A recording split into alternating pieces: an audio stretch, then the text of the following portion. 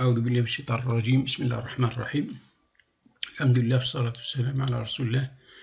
Donc dans cette vidéo on va présenter la solution du problème 3 et 4 du TP numéro 2 pour les étudiants master M1 génie des procédés pour la matière simulateur en génie des procédés. Donc dans le problème numéro 3 nous avons un détendeur qui est utilisé pour réduire la pression d'un flux de gaz à haute pression afin de produire un flux de sortie à basse pression et à grande vitesse. Un mélange de gaz contient 50% en mol de méthane, 30% en mol d'éthane et 20% en mol de propane, qui est à 25 degrés et 20 bars. Ce flux est introduit dans un détendeur ayant une efficacité seulement de 30%. Le débit de gaz naturel est de 100 kmol par heure et la pression de sortie du détendeur est de 5 bars. En utilisant l'équation d'état de Penck-Robinson comme méthode thermodynamique, déterminer la température de sortie du gaz naturel. Donc on va ouvrir une feuille de simulation avec le logiciel Pro 2. On commence par fixer les unités de mesure. Donc on va choisir l'unité SI. Et puisque nous avons la température en degrés Kelvin, en degrés Celsius, pardon, on va changer la température en Celsius et on va changer la pression en barre absolue. L'étape suivante, c'est de choisir les composants. Donc nous avons le méthane, l'éthane et le propane.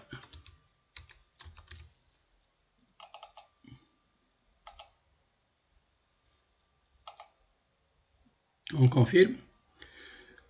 Ensuite, on va choisir la méthode thermodynamique. Donc, ils nous ont proposé dans l'énoncé du problème de choisir la méthode de Penck-Robinson. On passe maintenant au dessin du flowsheet. Donc, nous avons un détendeur, expander. Donc, on va choisir un expander. On va agrandir.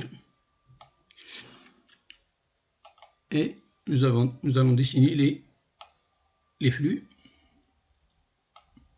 d'entrée et le flux de sortie.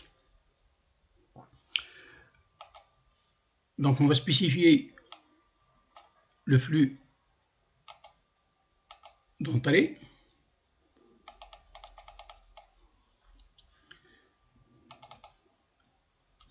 Donc nous avons un débit global de 100 kmol par heure avec une composition molaire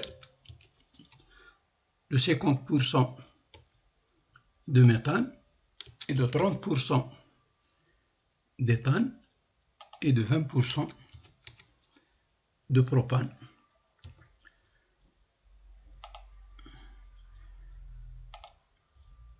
Ce débit est 25 degrés et 20 bars. Donc la température c'est 25 degrés Celsius et une pression de 20 bars. On passe maintenant à la spécification du détendeur. Donc pour la spécification, nous avons deux spécifications. Nous avons une efficacité de 30% et nous avons une pression de sortie de 5 bars. Donc on va choisir la pression de sortie outlet pressure, donc 5 bars. Et pour l'efficacité adiabatique, 30%. Et comme ça, on aura fini avec la spécification du détendeur. Donc pour l'exercice, on nous demande de déterminer la température de sortie du flux de gaz, et ensuite d'expliquer la relation entre l'efficacité du détendeur et la température de sortie. Donc si la température de sortie est de moins 30 degrés Celsius, quelle serait donc l'efficacité du détendeur? Pour cela, on va afficher le flux de sortie, on va afficher les propriétés. Donc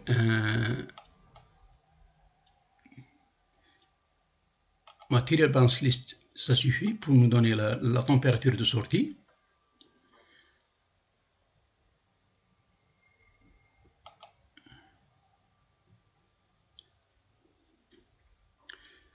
Donc, et on exécute.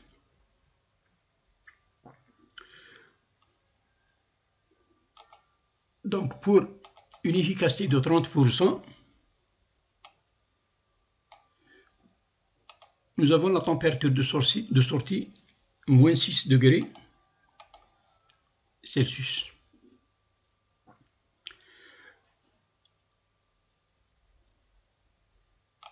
La question suivante,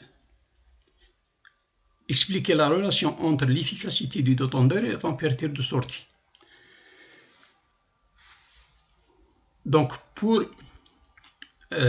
voir comment varie la température de sortie en fonction de l'efficacité, on va réaliser une étude de cas en utilisant soit le menu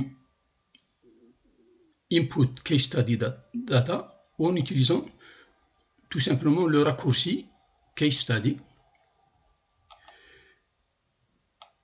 Donc cette fenêtre nous permet d'étudier la relation entre un paramètre et un autre. Donc le paramètre qu'on va changer sera défini comme paramètre et le paramètre qu'on va suivre son évolution en fonction du paramètre qu'on va changer, ça sera le résultat. Donc ici, on va par exemple écrire l'efficacité comme paramètre qu'on va changer. Donc on va définir ce paramètre. Donc c'est un paramètre qui concerne le détendeur EX1. On va choisir parmi les paramètres du détendeur, on va trouver ici l'efficacité adiabatic efficiency. Donc on va choisir l'efficacité, on confirme. Maintenant cette efficacité, donc elle va de 1 jusqu'à 100%. Donc si on veut réaliser un calcul pour chaque pourcent, donc on va aller de la valeur 1 jusqu'à 100. En commençant par la valeur 1% et avec un pas de 1. Donc comme ça on aura les valeurs de la température de sortie pour les efficacités allant de 1 jusqu'à 100%. OK. Maintenant le paramètre qu'on va suivre, comment il varie en fonction de la variation de l'efficacité, c'est la température de sortie du flux S2. Donc on va fixer par exemple ici, c'est la température. On donne un nom à ce paramètre, température, et on va le définir à partir de la fenêtre de détermination du paramètre. Donc c'est un paramètre qui concerne le flux de sortie, S2. Donc c'est la température. On fixe et on confirme. Donc c'est la température en degrés Celsius. OK. Et comme ça, on aura terminé la définition de notre étude de cas où on va suivre comment varie la température de sortie du flux S2 en fonction du rendement ou bien de l'efficacité adiabatique du détendeur. On confirme. Ensuite, on fait la résolution.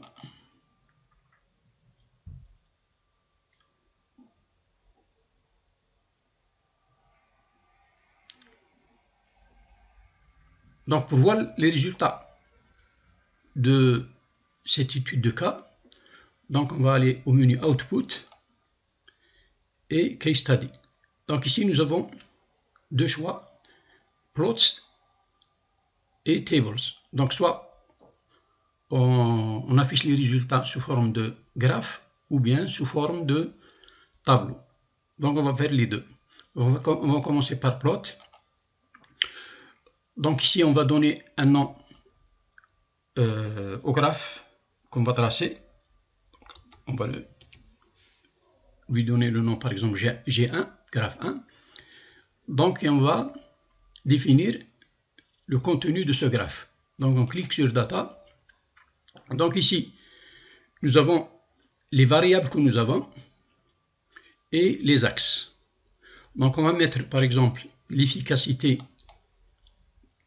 comme l'axe X.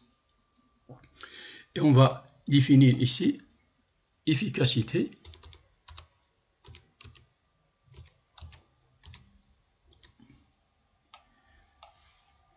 donc efficacité. Donc on va cliquer sur Add et mettre à jour.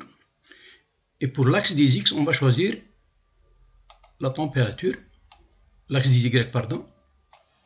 Donc on va écrire température.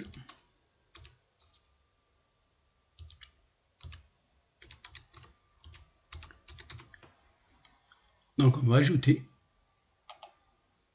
mettre à jour. Et pour voir le diagramme, donc on clique sur Preview Plot. Donc ce graphe nous donne la relation entre l'efficacité et la température de sortie. Donc comme vous pouvez le constater, lorsque l'efficacité diminue, la température de sortie augmente. Donc la température de sortie, pour une efficacité de 100%, c'est la plus basse. Donc pour 30%, nous avons une température de moins 6 degrés. Donc alors, il nous demande d'expliquer la relation entre l'efficacité du demandeur et la température de sortie. Donc lorsque l'efficacité diminue, c'est-à-dire qu'il y a des pertes, et ces pertes vont chauffer le flux de sortie, donc il sort à une température plus élevée que si le détendeur est efficace. Donc la température la plus basse qu'on peut obtenir pour le courant de sortie, c'est lorsque le détendeur il est à une efficacité adiabatique de 100%. Maintenant pour la question suivante, il nous demande de déterminer si la température de sortie est de moins 30 degrés, quelle serait alors l'efficacité du détendeur. Donc on peut lire à partir du diagramme, pour une efficacité pour une température de moins 30 degrés, donc on peut lire ici une efficacité pratiquement de 70%, aux environs de 70%. Donc pour répondre à cette question, si la température de sortie est de moins 30 degrés, l'efficacité elle est autour de 70% à partir du diagramme. Maintenant on peut voir les résultats comme je vous l'ai dit. Donc on peut maintenant sauver ce diagramme, sauvegarder ce diagramme. On peut voir les résultats sous forme de tableau. Donc on va par exemple donner un nom table 1 et on va fixer qu'est-ce qu'on va faire dans ce tableau. Donc nous avons deux variables, l'efficacité et la température, on va les ajouter.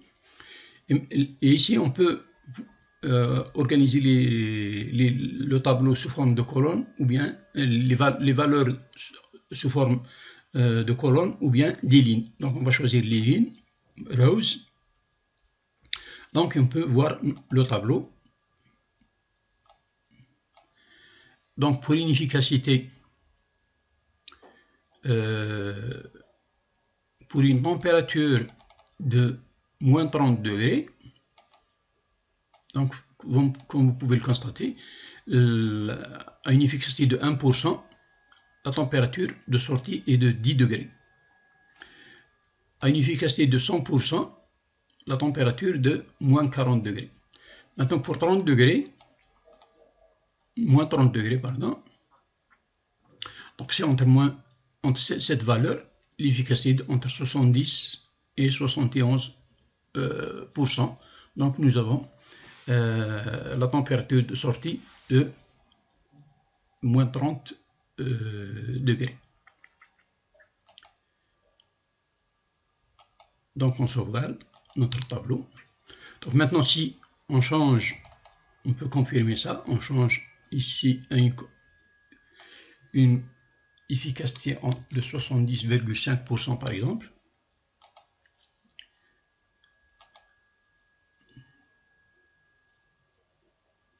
Donc vous voyez comment la température,